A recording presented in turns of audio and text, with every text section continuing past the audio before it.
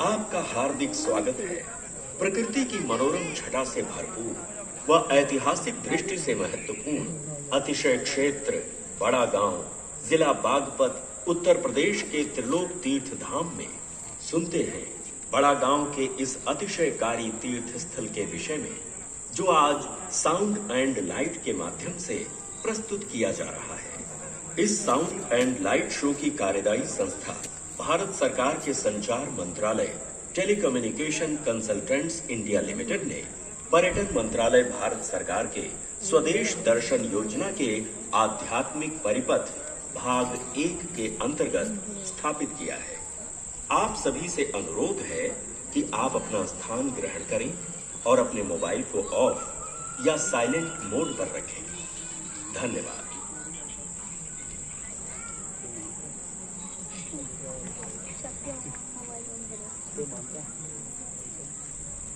को बताना पड़ गया। बताएगा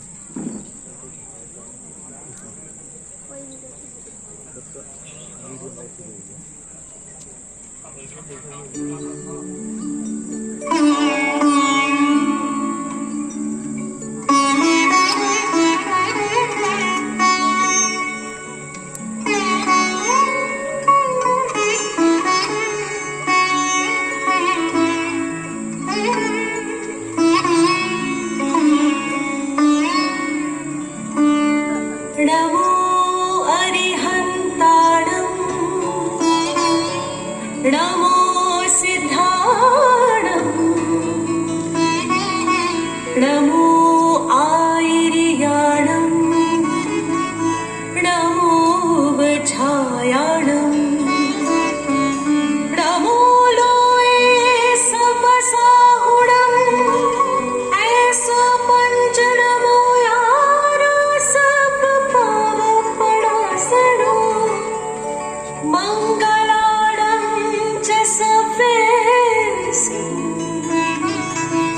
पढ़मं हवै मंगलम्।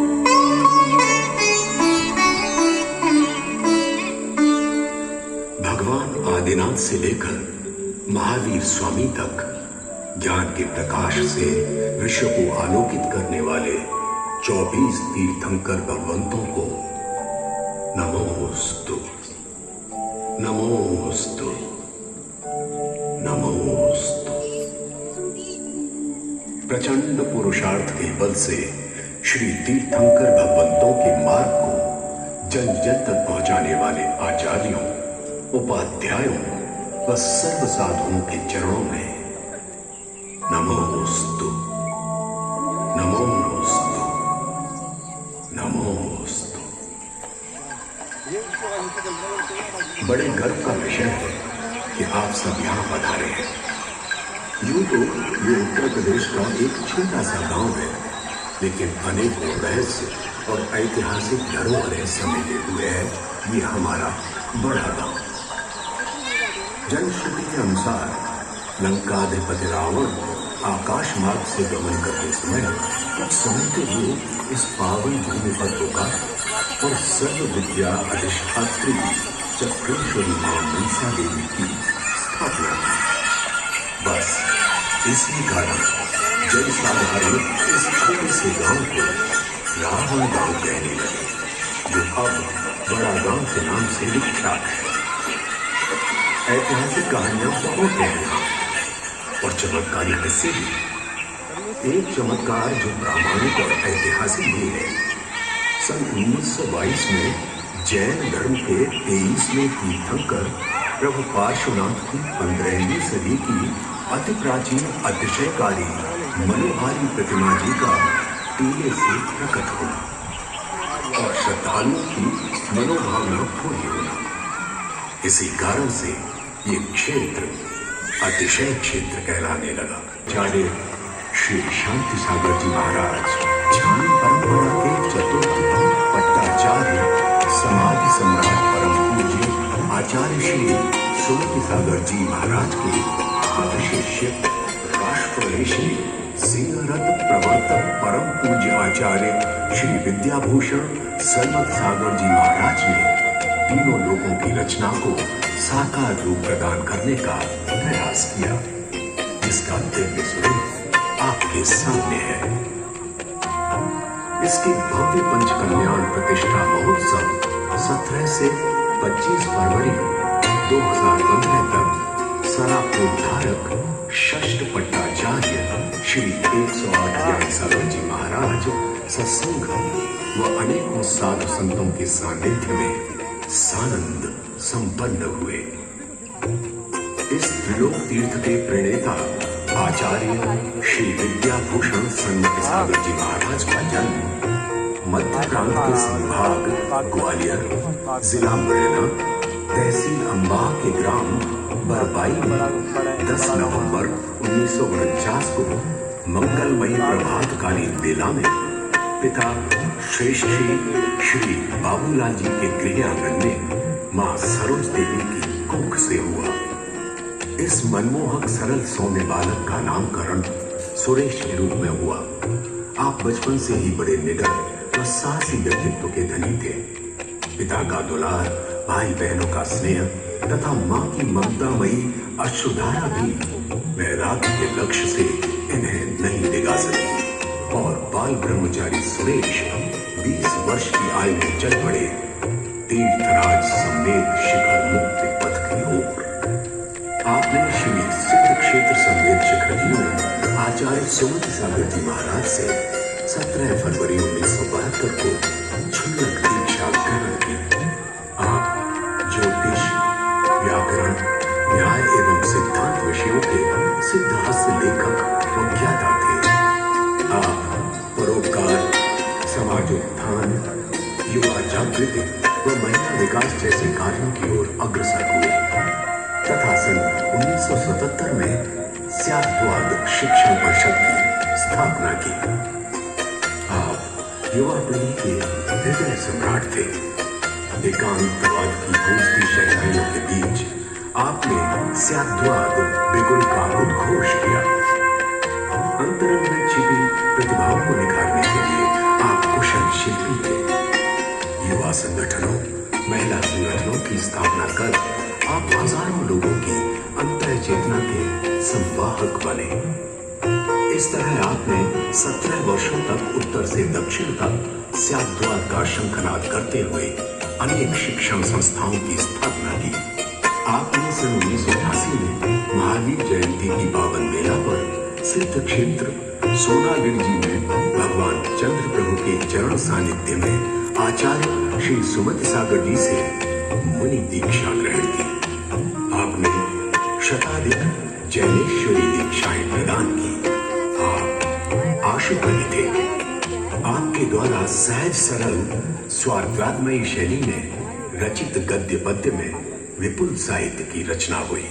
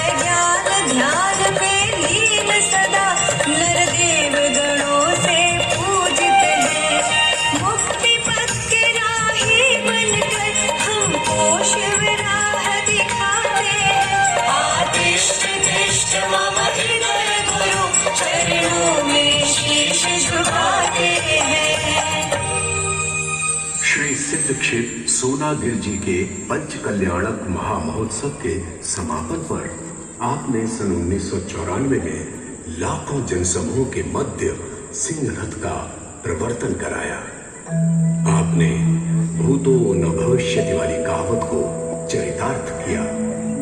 सिंहरथ प्रवर्तन के उपरांत आचार्य श्री सोनागिल जी से विहार करते हुए 1997 में अतिशय क्षेत्र बड़ा गांव पहुंचे और यहाँ 5 प्रभु के दर्शन करते ही देवों द्वारा आभास कराया कि हे सरमति सागर, जिस भावना को लेकर आप विहार कर रहे हो वो भावना इसी पावन भूमि पर पूर्ण होगी।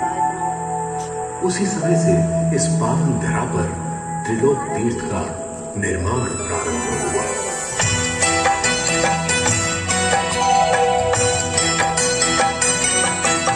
त्रिलोक तीर्थ की जय हो, आदिनाथ की जय हो, सन्मति सागर की जय हो।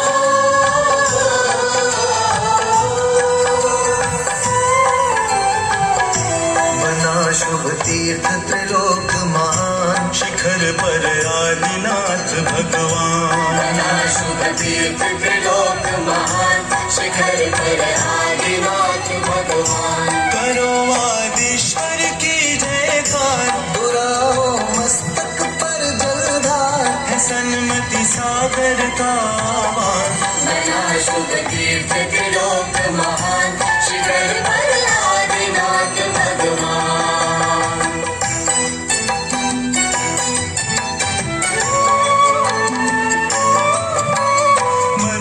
सुत नभिराय के दुलारे हैं, मरुदेवी सुत नभिराय के दुलारे हैं। गिर कैलाश से मोक्ष सिधारे हैं, गिर कैलाश से मोक्ष सिधारे हैं। भरत बाहुबली सुत द्वय जिनके, जय जय आदिनाथ।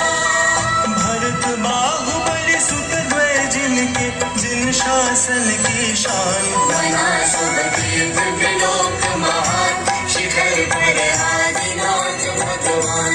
प्रभु अभिषेक करो सब आन, सन्मति सागर का आह्वान।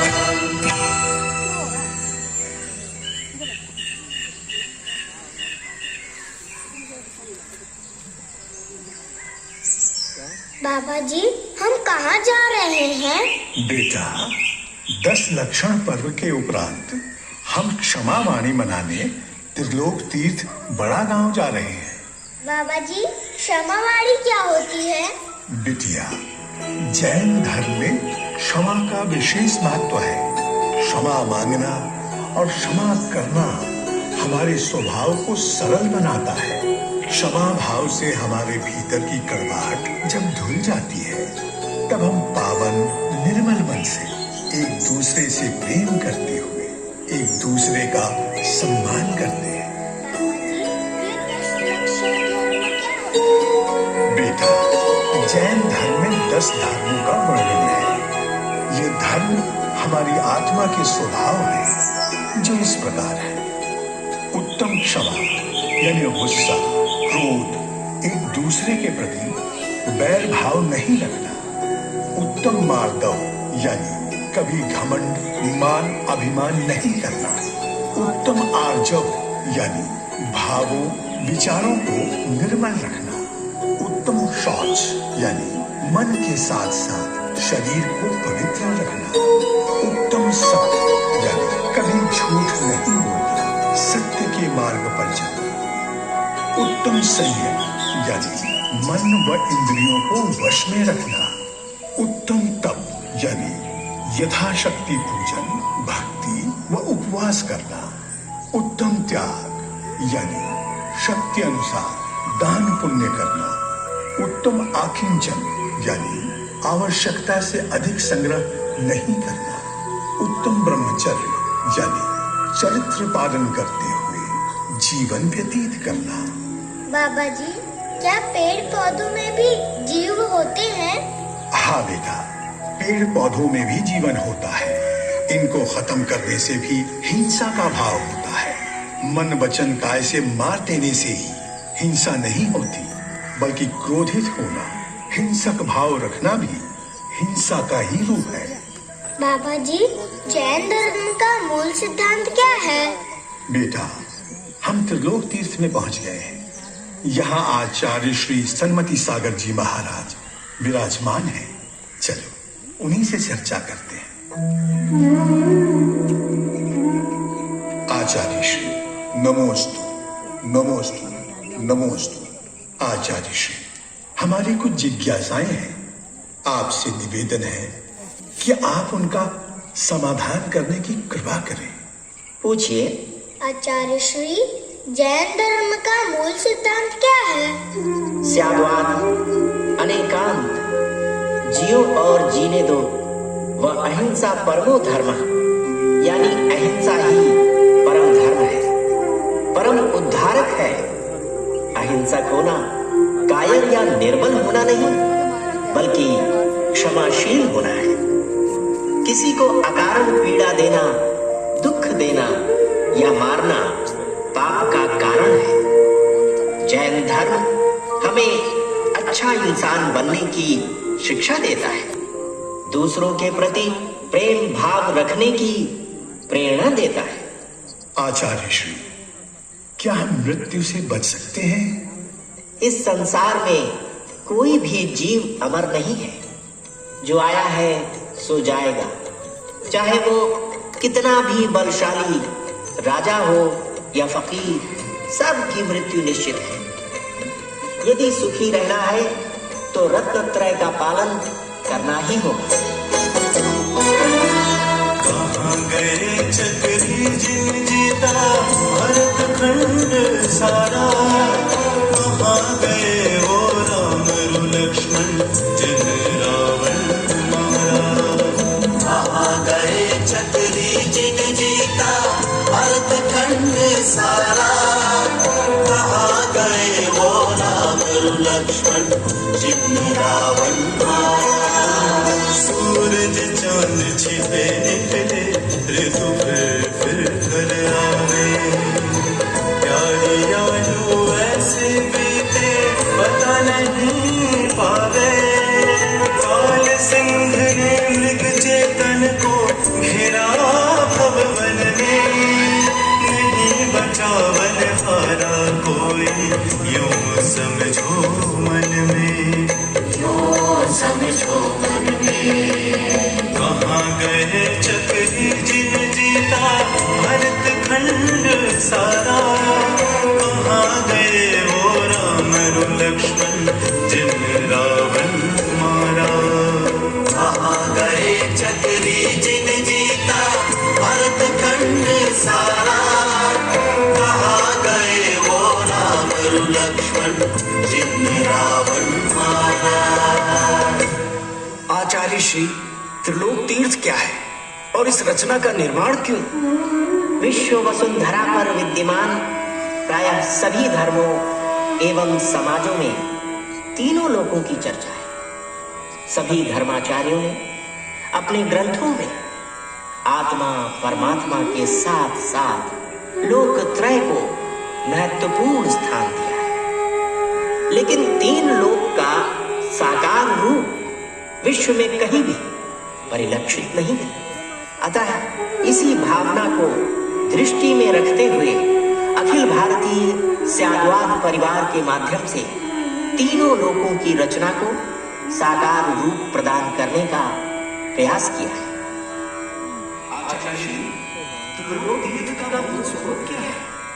तीन लोक रचना की ऊंचाई 14 राजू है, जो जीव, अजीव, धर्म, अधर्म, आकाश और काल के नाम के 6 द्रव्यों से बना हुआ है, जो ऊपर से क्रमशः ऊर्ध्वलोक, मध्यलोक व अधोलोक 3 भागों में विभाजित है। आचार्य श्री, ये ऊर्ध्वलोक क्या है? 3 लोक के ऊपरी भाग को ऊर्ध्वलोक कहते हैं, जिसमें क्रमशः 16 स्वर्ग, 9 ग्रैविक, 9 अनुदिश व 5 अनुत्तर विमान होते हैं, और उसके ऊपर अर्धचंद्राकार सिद्ध शिला होती है, जिसमें शाश्वत सुख का अनुभव करते हुए अनंतांत सिद्ध परमेष्ठ ही विराजमान है।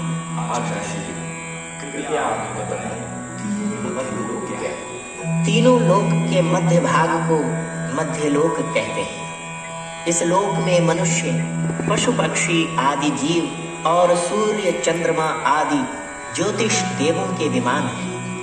मध्यलोक के केंद्र में 1,00,000 योजन ऊंचाई वाला मेरू पर्वत है, जिस पर सौधर्म इंद्र व अन्य देवों द्वारा भगवान का जन्म कल्याण का महोत्सव मनाया जाता है। मेरू पर्वत के चारों ओर क्रमशः 2 गुने 2 गुने माप वाले द्वीप समुद्र है। सबसे पहला है जम्बू द्वीप, जहां हम रहते हैं, और सबसे अंत में है स्वयंभू रमण समुद्र। आचार्य श्री, ये अधोलोक क्या होता है? मध्यलोक के नीचे के भाग को अधोलोक कहते हैं, जिसमें 7 डरावने व भयानक नरक होते हैं, जो क्रमशः रत्न प्रभा, सरकरा प्रभा, बालुका प्रभा, पंक प्रभा, धूम प्रभा, तम प्रभा व महातम प्रभा कहलाते हैं।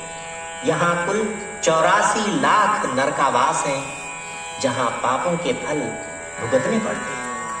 आचार्य श्री, आप हमें बताइए कि ये नरक का स्वरूप क्या है?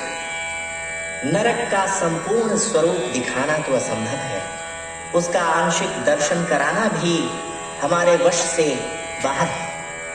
विश्व में फैल रहे पापाचार, अत्याचार, भ्रष्टाचार, व्यभिचार और अनाचार में सम्मिलित होने वालों को वहां जाना होता है। नरक की जमीन कांटों जैसी तीक्ष्ण होती है, कहीं भयानक अग्नि तो कहीं बर्फ की बड़ी बड़ी चट्टानें होती हैं। वहां के पेड़ों के पत्ते भी तलवारों जैसे तीक्ष्ण होते हैं। नारकी जीवों के शरीर पारे जैसे होते हैं। काटने के बाद वे फिर से जुड़ जाते हैं। शरीर के कटने से उन्हें मृत्यु जैसी वेदना होती है, लेकिन मौत नहीं। आचार्य श्री, पापों का फल किस तरह निर्धारित होता है तथा नरकों में क्या क्या यातनाएं सहनी पड़ती हैं, जरा इस पर प्रकाश डालें। नरक की यातनाएं मनुष्य द्वारा किए गए पापों के आधार पर निर्धारित होती है। परिग्रही, तीव्र क्रोधी, अहंकारी, व्यभिचारी, बलात्कारी या तीव्र हिंसा करने वाले खूंखार जीवादि इसके पात्र होते हैं। नरकों में असुर कुमार जाति के देव नारकीय जीवों को पूर्व भय का स्मरण कराते हैं और वे नारकी जीव अत्यंत क्रोधित होकर एक दूसरे के साथ मार काट करते हुए भयंकर दर्दनाक न देते, गर्भ वायु में डालते हैं और आपस में लड़ते हुए शरीर के टुकड़े टुकड़े कर देते हैं। आकाश में ऊपर उछालकर भाले में पिरो देते हैं। तेल की खौलती कढ़ाई में तलते हैं, कोल्हू में पेलते हैं, खून पीप आदि की उबलती नदी में डुबोते हैं। नरक के जीव हमेशा रोते घबराते मृत्यु की कामना करते हुए अपना सारा जीवन अति दुखमय व्यतीत करते हैं। नारकी जीवों को हिमालय पर्वत से भी अनंत गुना ठंड सहन करनी पड़ती है। नरकों में तीव्र भूख प्यास की वेदना होती है। संसार की समस्त वस्तुओं को खाने तथा सभी नदी समुद्र का पानी पीने की इच्छा होती है, परंतु कुछ भी प्राप्त नहीं होता और भूख प्यास की वेदना सहन करनी पड़ती है।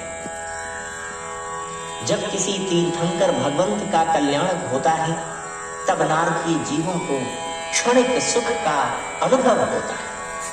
7 नरकों के नीचे निगोध का वास होता है, जिसमें एकेंद्रीय जीव रहते हैं, जिनका एक श्वास समय प्रमाण में 18 बार जन्म मरण होता है। हे भव्यात्माओं, अगर आपको इन सभी नरकों के दुख से बचना है तो जीवों पर दया करो और अभिमान कर पाप के भागीदार मत बनो।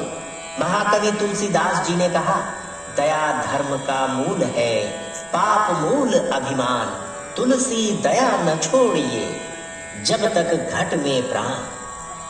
और मेरी भावना के अनुसार अहंकार का भाव न रखूं, ना ही किसी पर क्रोध करूं, देख दूसरों की बढ़ती को कभी न ईर्ष्या भाव धरूं, रहे भावना ऐसी मेरी, सरल सत्य व्यवहार करूं, बने जहां तक इस जीवन में औरों का उपकार करूं। हे भव्यात्माओं, कभी अहंकार, क्रोध व किसी से ईर्ष्या मत करो। हमेशा सरल व्यवहार करते हुए सभी के प्रति परोपकार का भाव रखो। आचार्य श्री विद्याभूषण सन्मत सागर जी महाराज देह रूप में अब हमारे बीच नहीं है। वो हमें 14 मार्च 2013 को छोड़कर चले गए। आप आकाश गंगा के दैदीप्यमान नक्षत्र हैं। आचार्य श्री पृथ्वी से सहनशील, वायु से निसंग, सागर से गंभीर, सरिता से प्रवाहमान, दीपक से प्रकाशवान, सूर्य से तेजस्वी, चंद्र से शीतलते। आपके गुण गौरव का गान गागर में सागर भरने जैसा होगा।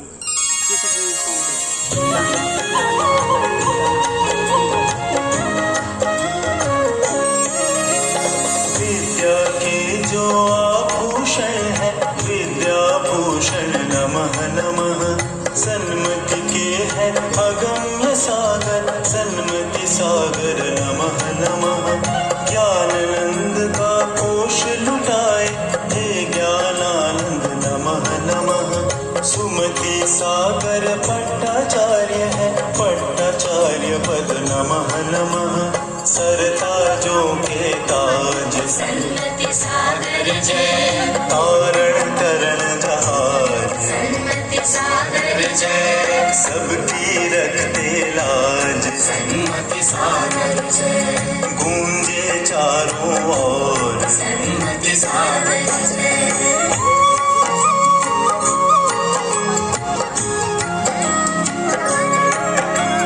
करुणा सागर दीन दयालु, हमरी भी सुध ले लेना। मूढ़ अधम पापी कुमति है, हमें भी सन्मति दे देना। बड़े गांव में पारस बाबा, सन्मति द्वार जो आए, सविनय नवदा गुरु भक्ति कर, झोली भर भर ले जाए।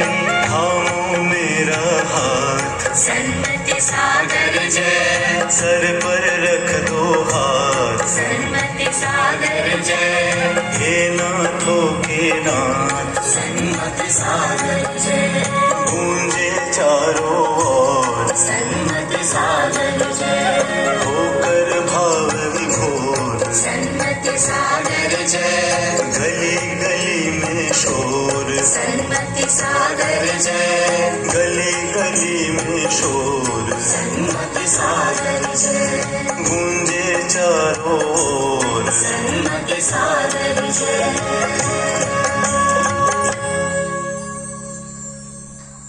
आपने गुरु मंत्र दिया,